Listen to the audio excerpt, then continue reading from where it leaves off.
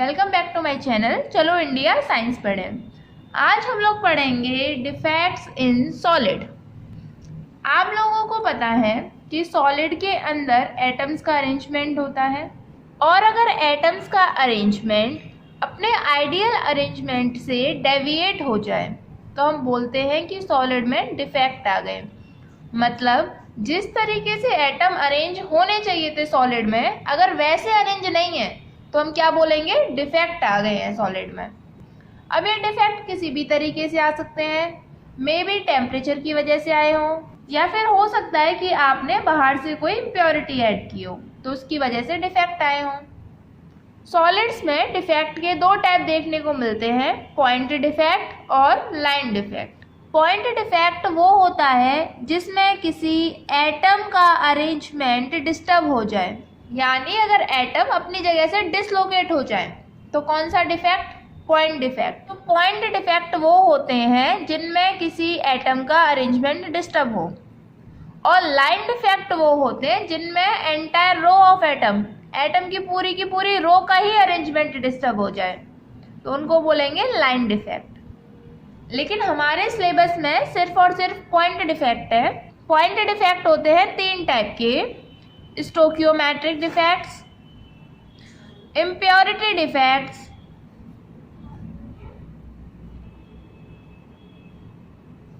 और third non स्टोकियोमेट्रिक defects.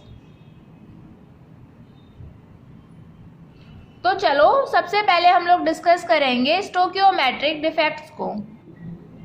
तो पहले ये समझो आखिर स्टोकियोमेट्रिक का मतलब होता क्या है। इसका मतलब है कि सॉलिड में डिफेक्ट आने के बाद भी स्टोकियोमेट्री डिस्टर्ब नहीं होगी। स्टोकियोमेट्री मतलब नंबर ऑफ कैटायन और नंबर ऑफ एनायन क्रिस्टल में डिफेक्ट आने के बाद भी उतने ही रहेंगे जितने की फॉर्मूले में बताए गए हैं। फॉर एग्जाम्पल मान लो NaCl है, NaCl में एक सोडियम होता है और एक क्लोरीन होती है, तो ratio of cation to the anion is 1:1। और अगर डिफेक्ट के बाद भी NaCl क्रिस्टल में ये रेशियो सेम रहता है तो उसको हम लोग बोलेंगे स्टोकियोमेट्रिक डिफेक्ट। मतलब डिफेक्ट तो आया है लेकिन नंबर ऑफ कैटायन और नंबर ऑफ एनायन इक्वल है, तो हम बोलेंगे स्टोकियोमेट्रिक डिफेक्ट है। जितना फॉर्मूले में कैटायन एनायन का रेशियो है वो अभी भी बरकरार है। तो फिर नॉन स्टोकियोमेट्रिक डिफेक्ट में क्या होता है, जिनमें कैटायन और एनायन का रेशियो आफ्टर डिफेक्ट चेंज हो जाता है, या तो कैटायन बढ़ जाएगा या एनायन बढ़ जाएगा, जितना फॉर्मूले के अकॉर्डिंग होना चाहिए उतना नहीं रहेगा रेशियो, तो हम बोलेंगे वहां पर डिफेक्ट है नॉन स्टोकियोमेट्रिक डिफेक्ट। तो चलो पहले स्टोकियोमेट्रिक डिफेक्ट को डिस्कस करते हैं। स्टोकियोमेट्रिक डिफेक्ट के कुछ और भी नाम होते हैं, जैसे इंट्रिंसिक डिफेक्ट और थर्मोडायनेमिक डिफेक्ट।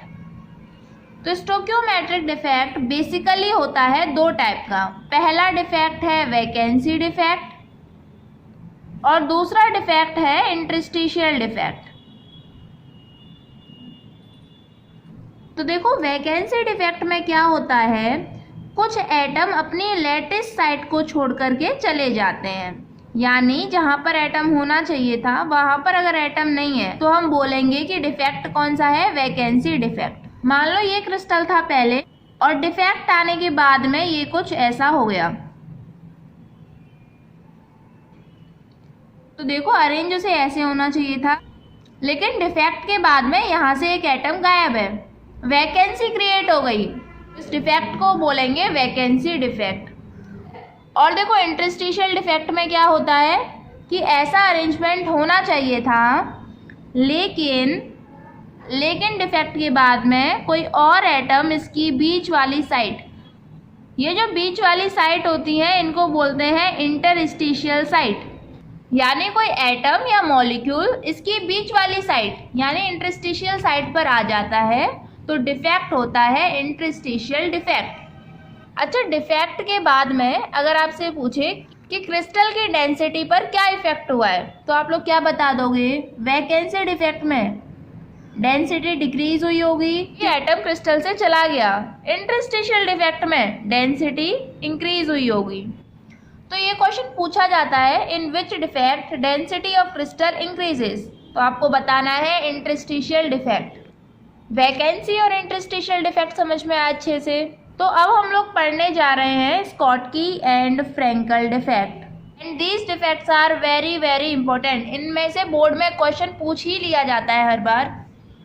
स्कॉटकी और फ्रैंकल डिफेक्ट आयनिक कंपाउंड के अंदर देखने को मिलते हैं और ये सेम बिल्कुल वैकेंसी और इंटरस्टिशियल डिफेक्ट जैसे होते हैं, बस हम लोगों ने इनका नाम चेंज कर दिया है। मतलब मान लो ये आपके पास में एक आयनिक कंपाउंड था AB, जिसमें A कैटायन है और B एनायन है। तो कैटायन एनायन कुछ इस तरीके से अरेंज है, A positive B negative,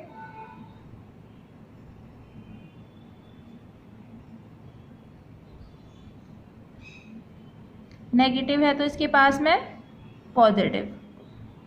before defect ionic compound हमें कुछ इस तरीके का दिखाई दे रहा है। देखो स्कॉटकी डिफेक्ट आने के बाद में क्या हो जाएगा,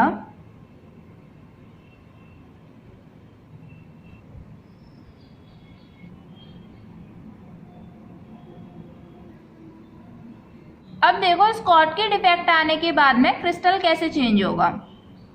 आप लोगों को आफ्टर डिफेक्ट दो वैकेंसी दिख रही है, दो खाली जगह हैं। यहाँ पर कौन होना चाहिए था, A पॉजिटिव, तो क्या आता B नेगेटिव, और यहाँ पर B नेगेटिव है तो यहाँ पर क्या आता A पॉजिटिव। मतलब एक A पॉजिटिव गायब है और एक B नेगेटिव गायब है, एक कैटायन गायब है और एक ही एनायन गायब है। ऐसा डिफेक्ट जिसमें इक्वल नंबर ऑफ कैटायन और एनायन अपनी साइड को छोड़कर क्रिस्टल से बाहर चले जाते हैं, उसको हम लोग बोलते हैं स्कॉटकी डिफेक्ट। अच्छा, अगर आप लोगों के दिमाग में ये आ रहा है कि ये भी तो वैकेंसी डिफेक्ट है, एटम अपनी साइड को छोड़ करके जा रहा है, अपनी जगह को छोड़ करके जा रहा है, तो वैकेंसी तो क्रिएट हो रही है। तो स्कॉटकी डिफेक्ट बिल्कुल वैकेंसी डिफेक्ट के जैसा ही होता है। It is a kind of vacancy defect, बस डिफरेंस इतना है कि स्कॉटकी डिफेक्ट मिलता है आयनिक कंपाउंड्स के अंदर, जबकि vacancy defect non ionic compounds में भी देखने को मिलता है। डिफेक्ट आने के बाद में क्रिस्टल पर चार्ज कैसा, क्रिस्टल रहेगा न्यूट्रल, क्योंकि जितने पॉजिटिव आयन जा रहे हैं उतने ही नेगेटिव आयन भी जा रहे हैं, तो ओवरऑल क्रिस्टल न्यूट्रल बना रहेगा। अच्छा, डिफेक्ट में डेंसिटी का क्या हो रहा होगा, इंक्रीज या डिक्रीज। आपको पता है वैकेंसी क्रिएट हो रही है तो डेंसिटी तो डिक्रीज हो रही है। एक और चीज, स्कॉटकी डिफेक्ट ऐसे कंपाउंड्स में मिलता है जिनमें size of cation and anion should not differ much in size. मतलब जिनमें कैटायन और एनायन का साइज तकरीबन सेम होता है, उनके साइज में ज़्यादा डिफरेंस नहीं होता है, डिफरेंस तो होगा लेकिन डिफरेंस बहुत कम होता है, उनके अंदर मिलेगा आपको स्कॉटकी डिफेक्ट। तो स्कॉटकी डिफेक्ट आया समझ में। तो आगे अब हम लोग समझते हैं फ्रैंकल डिफेक्ट को। मान लो आपके पास में ये आयनिक कंपाउंड है, तो फ्रैंकल डिफेक्ट के बाद में क्रिस्टल लैटिस आपको कुछ इस तरीके का दिखेगा, A positive B negative, A positive B negative. तो देखो फ्रैंकल डिफेक्ट के बाद में आपको ये क्रिस्टल लैटिस कुछ इस तरीके का दिखेगा। देखो क्या चेंज आए डिफेक्ट के बाद में, इस पोजीशन से A पॉजिटिव गायब है, यानी वैकेंसी आई है, और क्या होता है ये A पॉजिटिव बीच वाली साइड यानी इंटरस्टिशियल साइड पर जाकर के बैठ जाता है। तो ये होता है फ्रैंकल डिफेक्ट, जिसमें आयन अपनी साइड को छोड़ करके इंटरस्टिशियल साइड में चला जाता है। अच्छा, अभी किसका एग्जाम्पल है, वैकेंसी डिफेक्ट या इंटरस्टिशियल डिफेक्ट, सोच के बताओ। दोनों ही डिफेक्ट इसमें होंगे। ये सिर्फ इंटरस्टिशियल डिफेक्ट इसलिए नहीं है क्योंकि इंटरस्टिशियल डिफेक्ट में एटम अपनी साइड को नहीं छोड़ता है, सिर्फ इंटरस्टिशियल साइड पर आकर के कोई और एटम बैठ जाता है। यहाँ पर एटम अपनी साइड को छोड़ रहा है, तो कौन सा डिफेक्ट, वैकेंसी डिफेक्ट, और फिर जाकर के इंटरस्टिशियल साइड में जा रहा है, then it is a type of interstitial defect. तो Frenkel defect is a type of vacancy defect as well as interstitial defect. ध्यान रखना, ये फ्रैंकल डिफेक्ट का एक और नाम होता है डिसलोकेशन डिफेक्ट। अच्छा, फ्रैंकल डिफेक्ट में डेंसिटी इंक्रीज होगी या डिक्रीज, तो ध्यान रखना फ्रैंकल डिफेक्ट में डेंसिटी रिमेन सेम। क्यों, क्योंकि क्रिस्टल में से ही एटम अपनी जगह को छोड़ करके इंटरस्टिशियल साइड पर जा रहा है, तो एटम क्रिस्टल से बाहर तो जा नहीं रहा है कि डेंसिटी कम हो गई, ना कोई एक्स्ट्रा एटम क्रिस्टल के अंदर आ रहा है। जबकि इंटरस्टिशियल डिफेक्ट में क्रिस्टल के अंदर एक्स्ट्रा एटम आता है, तो वहां पर डेंसिटी इंक्रीज और यहाँ पर डेंसिटी रहेगी सेम। दूसरा, फ्रैंकल डिफेक्ट ऐसे आयनिक कंपाउंड में मिलता है जिनमें कैटायन और एनायन का साइज बहुत ज़्यादा डिफरेंट होता है। तो size of cation and anion is much different. जो छोटा वाला होगा वो अपनी साइड को छोड़ करके बीच वाले स्पेस में चला जाता है। चलो स्कॉटकी और फ्रैंकल डिफेक्ट को समराइज करते हैं। स्कॉटकी डिफेक्ट में आप लिख सकते हो, it is a kind of vacancy defect. Frenkel defect में आप लोग लिख सकते हो, in this defect both vacancy and interstitial defect are created और सीन। दोनों डिफेक्ट देखने को मिलते हैं। सेकेंड पॉइंट आप लोग लिख सकते हो स्कॉटकी डिफेक्ट में, equal number of cation and anion leaves their lattice side and creates hole. Frenkel defect में आप लोग लिख सकते हो, ion leave its lattice side and occupies interstitial site. अच्छा, और क्या क्या पॉइंट लिख सकते हो, density increases in Schottky defect, in Frenkel defect density remain same.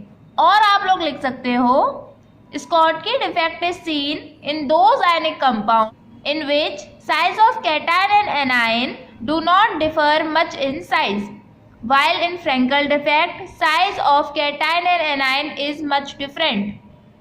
और अब हम लोग देखते हैं एग्जाम्पल, स्कॉटकी डिफेक्ट किस किस कंपाउंड में देखने को मिलता है।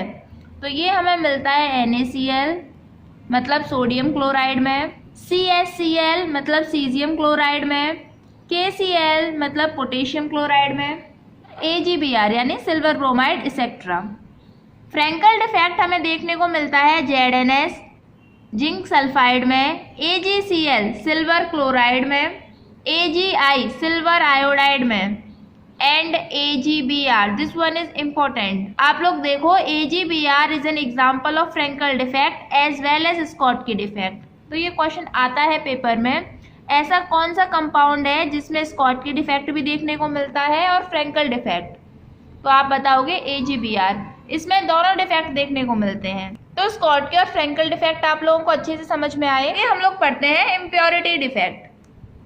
मान लो हमारे पास NaCl है और ये ध्यान रखना है कि NaCl अभी मोल्टन स्टेट में है, पिघली हुई है। हमने क्या किया, इसी मोल्टन स्टेट में SrCl2 को मिला दिया।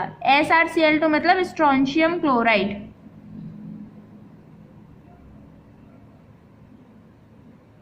स्ट्रोंशियम क्लोराइड क्या है इस केस में, इम्प्योरिटी। हम लोग इम्प्योरिटी ऐड कर रहे हैं। तो देखो, डिफेक्ट के बाद में हमें क्रिस्टल कुछ इस तरीके का देखने को मिलेगा। इम्प्योरिटी ऐड करने के बाद में जब इस मोल्टन NaCl को क्रिस्टलाइज करेंगे तो हमें कुछ इस तरीके का क्रिस्टल मिलेगा।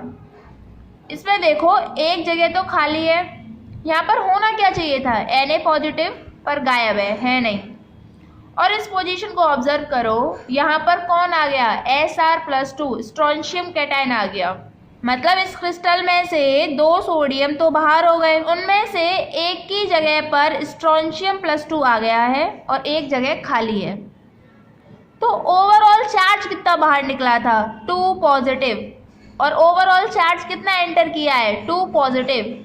इसका मतलब क्रिस्टल ओवरऑल न्यूट्रल रहेगा, लेकिन क्रिस्टल के अंदर कुछ वैकेंसी क्रिएट हो गई। अच्छा, सोडियम कितने बाहर निकले हैं, 2, और उसकी जगह स्ट्रोंशियम कितने आए हैं, 1। क्यों? क्योंकि इस पर 2 पॉजिटिव चार्ज था और इस अकेले पर 2 पॉजिटिव है, तो ये एक जगह पर तो आ जाएगा और एक जगह खाली रह जाएगी। और इस खाली जगह को हम लोग बोलते हैं कैटायनिक वैकेंसी, क्योंकि इस पोजीशन पे से कैटायन चला गया है। आपसे क्वेश्चन पूछा जाता है कि कितनी कैटायनिक वैकेंसी प्रोड्यूस होती है, तो हम लोग बताएंगे जितना स्ट्रोंशियम आयन होता है उतनी ही कैटायनिक वैकेंसी प्रोड्यूस होती है। क्योंकि देखो, एक स्ट्रोंशियम आयन आया है और एक ही वैकेंसी प्रोड्यूस हुई है। तो आप लोग एग्जाम्पल लिख सकते हो, NaCl विद SrCl2, और दूसरा एग्जाम्पल लिख सकते हो, solid solution of cadmium chloride with AgCl। तो चलो इस पर एक क्वेश्चन करते हैं। क्वेश्चन निकालो 1.25। क्वेश्चन पढ़ो। क्वेश्चन में दे रखा है NaCl is doped with 10⁻³ mole % of SrCl2। आपको कैटायनिक वैकेंसी बतानी। तो पता है नंबर ऑफ कैटायनिक वैकेंसी बराबर होती हैं नंबर ऑफ Sr+2 आयंस। तो जरा यहाँ से आयन देखते हैं कितने हैं। ये मोल नहीं है, क्या दे रखा है, मोल %। तो पहले इसे चेंज करो। अगर किसी में परसेंटेज लगा हुआ है तो आप किससे डिवाइड करोगे, 100 से। तो ये कितना हो जाएगा, 10⁻⁻5 मोल, यानी इतने मोल SrCl2 मिलाया है। इसका मतलब होता है कि कंपाउंड के अंदर 10⁵ मोल ये है Sr+2 और 2 × 10⁵ मोल ये हो जाएगा Cl negative. Cl negative double क्यों है, देखो SrCl2 इसको आप ऐसे लिख सकते हो Sr+2 + 2Cl नेगेटिव, यानी अगर यानी SrCl2 के एक मॉलिक्यूल में एक Sr+2 होता है और 2 Cl नेगेटिव। तो अगर आपको 10⁵ मोल ये SrCl2 दे रखा है तो इतना Sr+2 और उसका डबल कितना, Cl नेगेटिव। लेकिन हमें Cl नेगेटिव से तो यहाँ कोई मतलब नहीं है, हमें काम किससे है, Sr+2 से। तो सिंपल जितना उसने दे रखा है इतना Sr+2 और इतनी ही इसमें कैटायनिक वैकेंसी भी प्रोड्यूस होंगी। तो आप नंबर ऑफ कैटायनिक वैकेंसी बता सकते हो 10⁻⁻5 मोल।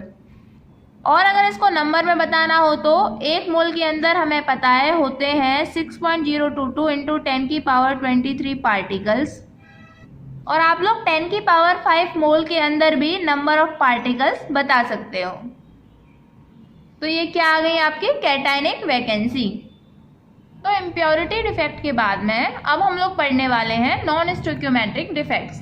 नॉन स्टोइकियोमेट्रिक डिफेक्ट 2 टाइप के होते हैं, metal excess defect, metal deficiency defect.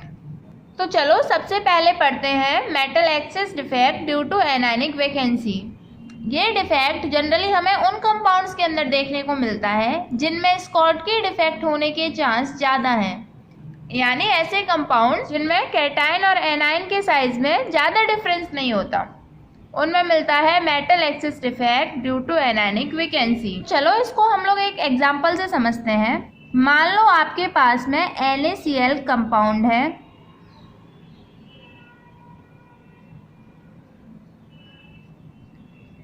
जिसको आपने सोडियम वेपर्स की प्रेजेंस में हीट किया।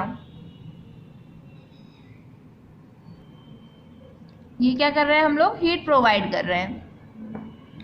और ये वाला सोडियम क्या है, ये सोडियम एटम की वेपर्स हैं।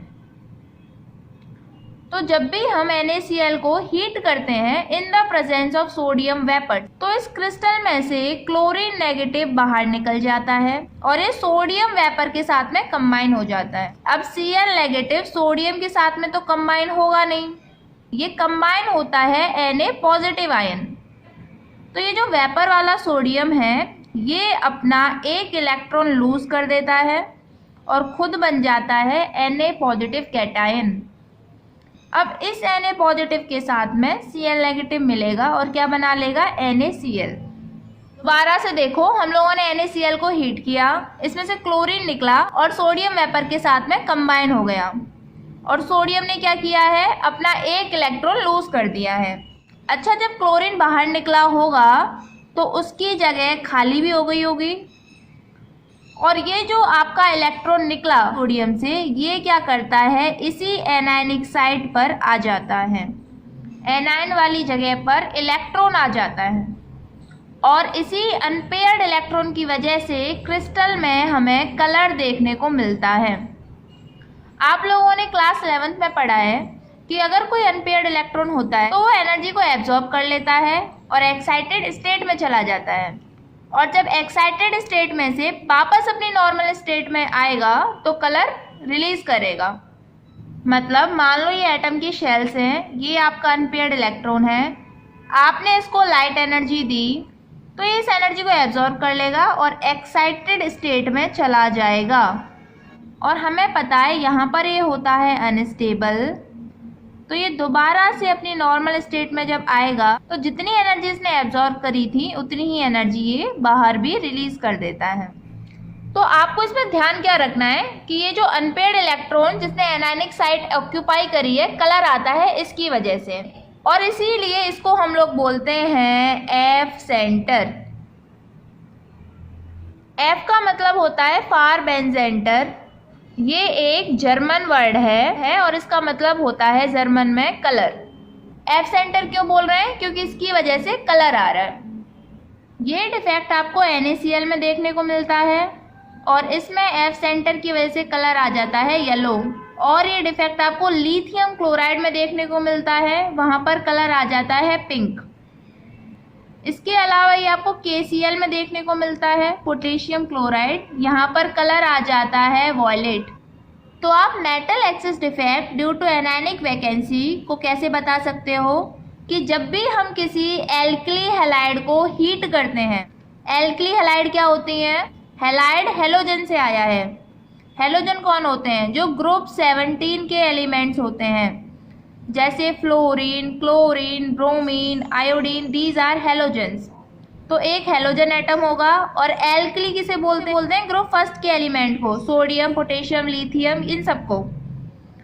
तो देखो एल्कली हैलाइड कैसे हो गई, जैसे NaCl, ये फर्स्ट ग्रुप का है और ये 17 ग्रुप। तो आप लिख सकते हो when any alkali halide is heated in the presence of its metal vapours, उसी के मेटल के वेपर्स होने चाहिए, then anion moves out of the crystal and combines with metal vapors, creating anionic vacancy in the crystal, which is occupied by the electron lost by the metal atom. And due to this electron, color comes in the crystal, and that's why this electron is known as F center. तो next हम लोग समझते हैं metal excess defect due to interstitial cation. देखो ये हमें देखने को मिलता है ZnO, जिंक ऑक्साइड में। आप लोगों को मेनली एग्जाम्पल ही याद रखने हैं।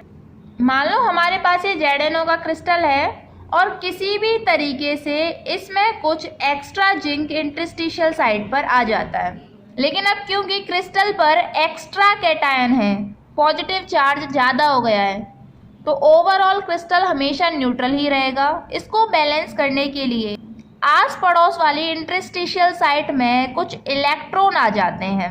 अब क्योंकि यहाँ पर +4 एक्स्ट्रा चार्ज है तो यहाँ पर 4 ही इलेक्ट्रॉन आ जाएंगे। अगर 2 होता तो 2 इलेक्ट्रॉन आते हैं। तो इसको बोलते हैं metal excess defect due to interstitial cation. अब देखो क्योंकि यहाँ पर अनपेयर्ड इलेक्ट्रॉन प्रेजेंट है तो कलर तो यहाँ पर भी आता होगा, क्योंकि केमिस्ट्री में जहाँ भी अनपेयर्ड इलेक्ट्रॉन होगा वहाँ पर कलर आने की पूरी संभावना होगी। तो ZnO में भी कलर आ जाता है और ये कलर होता है येलो कलर। तो चलो अब हम लोग सबसे लास्ट डिफेक्ट देखते हैं, मेटल डेफिशिएंसी डिफेक्ट। इसमें मेटल की कमी हो जाएगी। ये हमें देखने को मिलता है FeO के अंदर, आयरन ऑक्साइड के अंदर। ये डिफेक्ट हमें उन कंपाउंड्स में देखने को मिलता है जिनमें वेरिएबल ऑक्सीडेशन स्टेट होती है। मतलब जैसे FeO को देखो, आयरन हमें 2 ऑक्सीडेशन स्टेट में देखने को मिलता है, Fe+2 और Fe+3। तो इसमें होता क्या है, Fe+2 चला जाता है और उसकी जगह Fe+3 आ जाता है, जिसकी वजह से मेटल की कमी हो जाती है। मान लो इस क्रिस्टल में से 3 Fe+2 बाहर चले गए, तो टोटल कितना चार्ज बाहर गया है? +6। एक Fe पर +2 तो 3 Fe पर +6 हो जाएगा। आपको उतना ही चार्ज बैलेंस करना है और आप लेके आ रहे हो Fe+3 को क्रिस्टल के अंदर। +6 लाने के लिए कितने Fe+3 चाहिए? 2 Fe+3, यानी Fe+2 3 चले गए तो 3 की जगह खाली हो जाएगी। Fe+3 लेकिन 2 ही आएंगे, तो 2 जगह तो भर जाएंगी और 1 जगह खाली रह जाएगी। तो ऐसे कंपाउंड जिनमें वेरिएबल ऑक्सीडेशन स्टेट देखने को मिलती है वहाँ पर होता है मेटल डेफिशिएंसी डिफेक्ट, जैसे nickel oxide. Metal deficiency defect आया आप लोगों को समझ में। इन सारे डिफेक्ट्स में जो चीज़ें आपको याद रखनी है, सबसे पहले आपको याद रखने सारे एग्जाम्पल। जैसे मान लो आपको क्वेश्चन आएगा which of the following shows metal deficiency defect, 4 example देगा। आपको पता होना चाहिए FeO में होता है, निकल ऑक्साइड में होता है। तो डिफेक्ट्स में आपको सारे एग्जाम्पल्स याद होने चाहिए। आपको पता होना चाहिए एफ सेंटर क्या होता है। NaCl येलो कलर शो करता है किसकी वजह से? एफ सेंटर की वजह से। इस तरीके के क्वेश्चन डिफेक्ट्स में से आते हैं। हम लोग एक क्वेश्चन करने जा रहे हैं, question number 1.16 of NCERT। Question बोल रहा है कि निकल ऑक्साइड आपको दे रखी है और इसका रेशियो है निकल 0.98 ऑक्सीजन 1। इसका मतलब है कि इसके अंदर मेटल डेफिशिएंसी डिफेक्ट है। देखो फॉर्मूला क्या होता है नॉर्मली निकल ऑक्साइड का? NiO, यानी निकल भी एक ऑक्सीजन भी एक, लेकिन यहाँ पर निकल एक नहीं है, 0.98 है, मतलब निकल की कमी है। और इसमें क्वेश्चन पूछा है कि निकल +2 का कितना फ्रैक्शन है और निकल +3 का कितना फ्रैक्शन है इसके अंदर। आपको पता है टोटल निकल कितना है? 0.98। लेट निकल +2 इज X, तो निकल +3 कितना होगा? टोटल है 0.98, निकल +2 X हो गया, तो निकल +3 0.98 - X। अब आपको पता है कि कंपाउंड में डिफेक्ट आने के बाद भी ओवरऑल चार्ज कैसा? 0, यानी ओवरऑल क्रिस्टल रहता है न्यूट्रल। तो आप लिखोगे टोटल चार्ज रिमेन्स 0 इन क्रिस्टल। सो देखो निकल +2 है X, निकल +3 है 0.98 - X, तो निकल +2 है X, तो उसका टोटल चार्ज कितना? 2X, यानी एक एटम ऑफ निकल +2 चार्ज कितना? +2। X एटम है तो मल्टीप्लाई किससे कर देंगे? 2 से, टोटल चार्ज आ गया। ऐसे निकल +3 में इतना निकल +3 है, 3 से मल्टीप्लाई किया तो निकल +3 का पूरा चार्ज आ गया। अब ये तो हो गया निकल का चार्ज, साथ में निकल ऑक्साइड है, ऑक्सीजन भी तो है, ये ओवरऑल न्यूट्रल रहता है, तो ऑक्सीजन का भी चार्ज लगाएंगे। ऑक्सीजन कितना? ऑक्सीजन का चार्ज कितना? -2। ऑक्सीजन एक थी तो -2 हो गया एक का, इक्वल टू कितना होगा? 0। अब इसे सॉल्व करो, अब जरा इसे मल्टीप्लाई करो, 3 × 0.98 कितना? 2.94 -3x -2 = 0। जरा सॉल्व करो, 2x - 3x -x, 2.94 - 2 कितना? +0.94 = 0। तो -x = -0.94 और x की वैल्यू आ गई 0.94, मतलब निकल +2 आ गया कितना? 0.94। तो निकल +3 कितना है? टोटल 0.9, निकल +2 को माइनस किया कितना? 0.04। लेकिन क्वेश्चन में क्या पूछा है? फ्रैक्शन पूछो। तो निकल +2 का फ्रैक्शन निकालो कितना है। निकल +2 है 0.94 और टोटल निकल कितना है? 0.98, तो ये आ गया निकल +2 का फ्रैक्शन। ऐसे निकल +3 का फ्रैक्शन कैसे निकाल दोगे? 0.04 अपॉन 0.98, ये आ गया निकल +3 का फ्रैक्शन। अगर आप लोगों से परसेंटेज में पूछे तो इसी को आप लोग 100 से मल्टीप्लाई कर दो, ये परसेंटेज में आ जाएगा। तो यहाँ पर आपका फर्स्ट चैप्टर होता है पूरा कंप्लीट। बाकी जो भी आपका रह गया है इलेक्ट्रिकल प्रॉपर्टीज और मैग्नेटिक प्रॉपर्टीज ही है, ये सेशन 2021 के लिए डिलीट कर दिया गया है। इसके अलावा नॉर्मली भी इलेक्ट्रिकल प्रॉपर्टी और मैग्नेटिक प्रॉपर्टी हम लोग फिजिक्स में पढ़ेंगे। इसके अलावा नॉर्मली भी ये जो पोर्शन रह गया है ये आपका पूरा फिजिक्स में रिपीट होता है, तो इसे हम लोग नॉर्मल भी नहीं पढ़ाते हैं। तो जो बच्चे कंपटीशन के लिए भी तैयार कर रहे हैं वो भी इसे पूरा फिजिक्स में कंप्लीट कर लेंगे, इसे हम लोग नॉर्मली भी स्किप कर देते हैं। सो आई होप आप लोगों को फर्स्ट चैप्टर पूरा अच्छी तरीके से क्लियर हो गया है। आप लोग अब इसके सारे क्वेश्चन कर सकते हो। को एक्सरसाइज में से क्वेश्चन नंबर 1.17, 1.18, 1.20, 1.2 और सबसे लास्ट क्वेश्चन 1.26 ये नहीं करने हैं क्योंकि ये इलेक्ट्रिकल और मैग्नेटिक प्रॉपर्टीज के हैं। बाकी आप लोग सारे क्वेश्चंस अब कंप्लीट कर। तो thank you students and keep revising and please check the description box for your notes.